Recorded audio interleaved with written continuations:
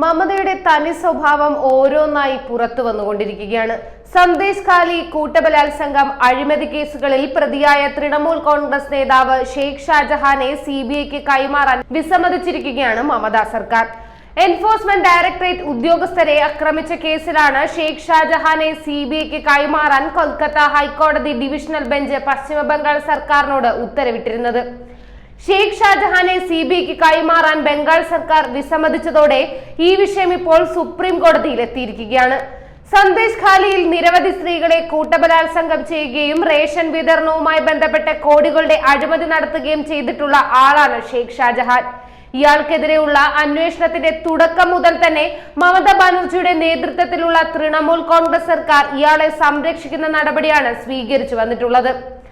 ജനുവരി 5-നായിരുന്നു സന്ദേശ് ഖാലിയിൽ വെച്ച് ഷെയ്ഖ് ഷാജഹാന്റെ നേതൃത്വത്തിലുള്ള സംഘം എൻഫോഴ്സ്മെന്റ് ഡയറക്ടറേറ്റ് ഉദ്യോഗസ്ഥരെ ആക്രമിച്ചത്. കോടികളുടെ റേഷൻ വിതരണ അഴിമതിയുമായി ബന്ധപ്പെട്ട് ഇഡി ഉദ്യോഗസ്ഥർ ഷെയ്ഖ് ഷാജഹാന്റെ വീട്ടിൽ റെയ്ഡ് നടത്താനെത്തിയപ്പോഴായിരുന്നു ആക്രമണമുണ്ടായത്. ഷെയ്ഖ് ഷാജഹാനും സംഘവും ചേർന്ന് സന്ദേശ് ഖാലിയിലെ നിരവധി സ്ത്രീകളെ കൂട്ടബലാത്സംഗത്തിന് ഇരയാക്കിയെന്നും ഇയാൾക്കെതിരെ പരാതികൾ ഉയർന്നിരുന്നു. ഈ സംഭവങ്ങൾക്ക് ശേഷം 55 ദിവസത്തോളം ഒളിവിൽ കഴിഞ്ഞ ശേഷമാണ് ഇക്കഴിഞ്ഞ ഫെബ്രുവരി 29-ന് ഷെയ്ഖ് ഷാജഹാനെ ബംഗാൾ പോലീസ് അറസ്റ്റ് ചെയ്യുന്നത്. എന്തായാലും മമതയുടെ തനി നിറം ഇതോടെ ജനങ്ങൾക്ക് മനസ്സിലായി കഴിഞ്ഞു. എന്തൊക്കെ തള്ളായിരുന്നു മമത കഴിഞ്ഞ ദിവസം നടത്തിയതെന്നൊക്കെ നമ്മൾ കണ്ടതാണ്. ഒടുവിൽ അണികൾക്ക് താക്കീത് വരെ നൽകി. മമതാജി, നിങ്ങൾ ആദ്യം അവർക്ക് മാതൃകയാവണം, എന്നാലേ അണികൾ അത് പിന്തുടരുകയുള്ളൂ.